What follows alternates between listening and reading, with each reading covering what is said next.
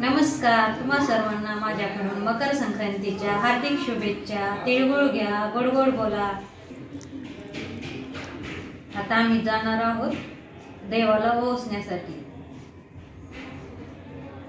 हे सर्व तयारी केलेली आहे। सुगडे आणि सुगड्यामध्ये सर्व ओवाळण्याचं साहित्य भरलं आहे आणि याच्यावर पंती ठेवतात। ही पंती पण ठेवलेली आहे, हळदी कुंकू आणि तिळगुळ। आता हे झाकून घ्यायचं, जायचं ओवाळण्यासाठी।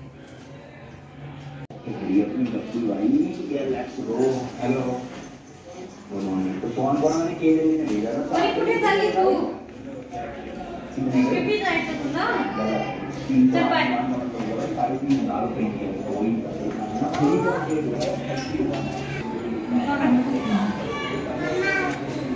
चल मम्माला बाय बाय कर।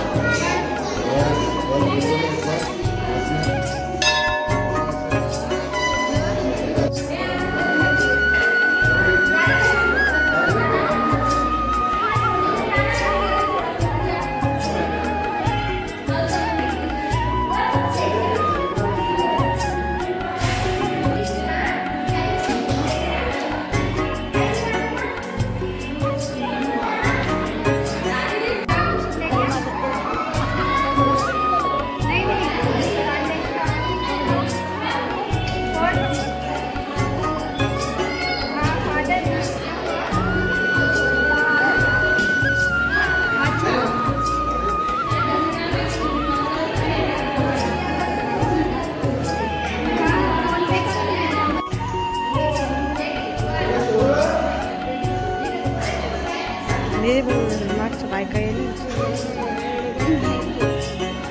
तिकडे बघा कसं देतात।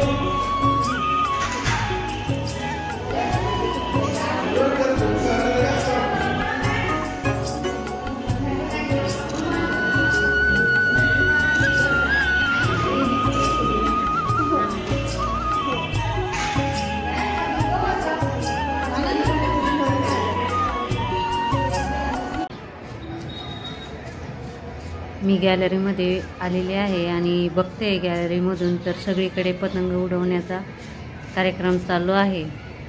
आज मकर संक्रांती असल्यामुळे मुले पतंग उडवण्याचा आनंद घेत आहेत। सर्वजण पतंग उडवण्यात व्यस्त आहेत। आमच्याकडे तर खूप डीजे वगैरे गाणे वगैरे लावून लोक पतंग उडवतात। बाया स्वयंपाकामध्ये आणि देवाला जाण्यात व्यस्त असतात, तर मुलं आणि मोठी माणसे हे पतंग उडवण्याचा आनंद घेतात। तर सगळीकडे पतंग उडवलेले दिसत आहेत तुम्हाला गॅलरीमधून।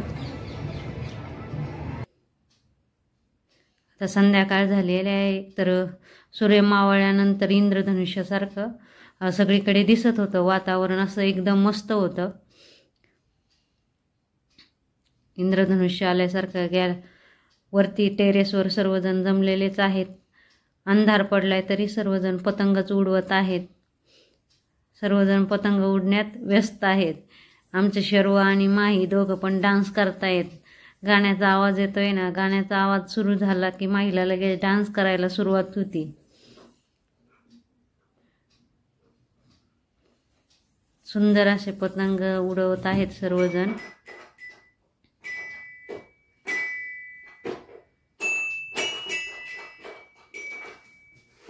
छान असं वातावरण वाटतंय, एकदम मस्त लाइटिंग वगैरे. आणि सूर्याचं पण बघा ना, इंद्रधनुष्यासारखं रोज असं वातावरण राहत नाही. संध्याकाळी असा लोक नसतो. इकडे टेरेसवरून बिबिका मकबरा मस्त दिसतोय. आमच्या टेरेसवरून हा मिनी ताजमहल आहे, तो व्यवस्थित असा दिसतोय.